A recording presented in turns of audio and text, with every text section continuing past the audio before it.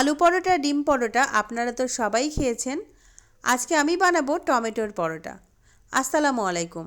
আশা করি আপনারা সবাই খুব ভালো আছেন।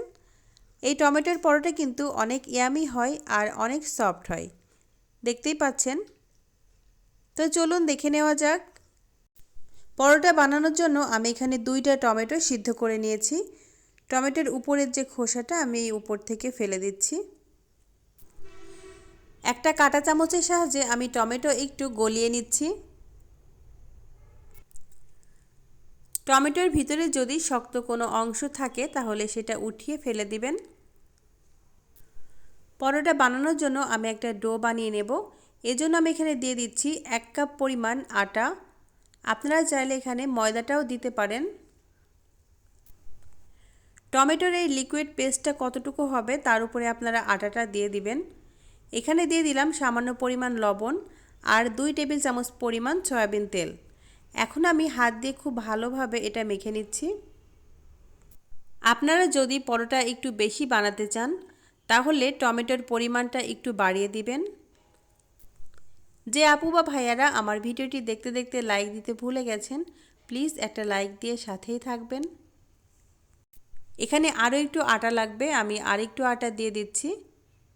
এবার খুব ভালোভাবে মেখে নিচ্ছি। দেখতেই পাচ্ছেন ডো কিন্তু তৈরি হয়ে গেছে আর এটা খুবই সফট হয়েছে। এখন একটা ঢাকনা দিয়ে ঢেকে রেখে দিচ্ছি 10 মিনিটের জন্য। 10 মিনিট পরে ফিরে আসছি। ডিমটা রেডি করে নেওয়ার জন্য আমি একটা প্লেটে 2টা পেঁয়াজ কুচি নিয়ে নিয়েছি। এখানে 4-5টা মতো কাঁচামরিচ কুচি করে নিয়েছি। দিয়ে দিলাম সামান্য একটু লবণ। হাত দিয়ে ভালো করে একটু মাখিয়ে নিচ্ছি। এখানে আমি 2টা ডিম নিয়েছি, একটা কাঁটা চামচের সাহায্যে ভালো করে একটু মিশিয়ে নিচ্ছি।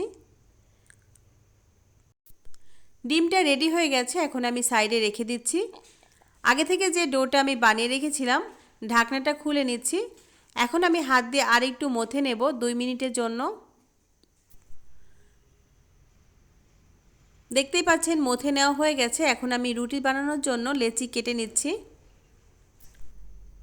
এখানে 5টা পরোটা হবে।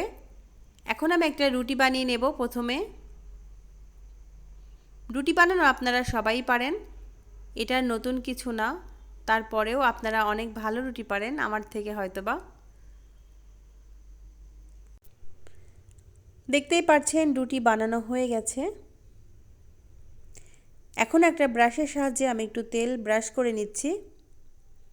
দিয়ে দিচ্ছি উপর থেকে একটু শুকনো আটা।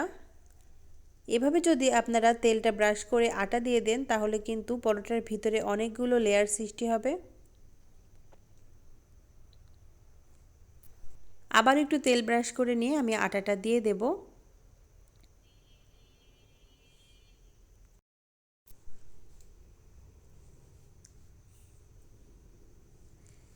দেখতেই পাচ্ছেন আমি পরোটার ভাঁজটা কিন্তু দিয়েছি।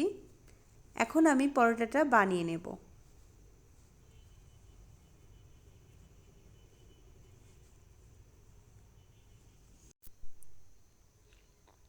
আপনারা হয়তোবা একটু বেশি ভালো পরোটা বানাতে পারবেন। আমার পরোটা কিন্তু অতটাও সুন্দর হচ্ছে না।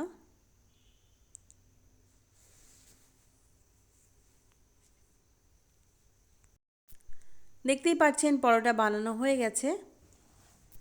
একে একে আমি সবগুলো পরোটাই বানিয়ে নিয়েছি। এখন আমি চুলাতে চলে যাচ্ছি।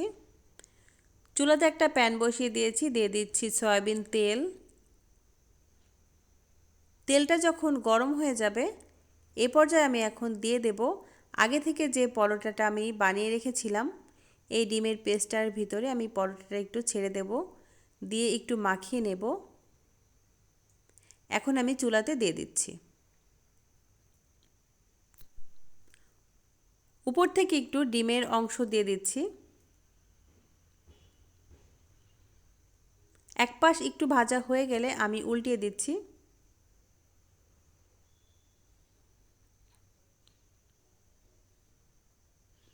এভাবে কিন্তু পরোটা বানালে অনেক টেস্টি হয়। আপনারা বাসায় অবশ্যই একবার হলেও ট্রাই করবেন।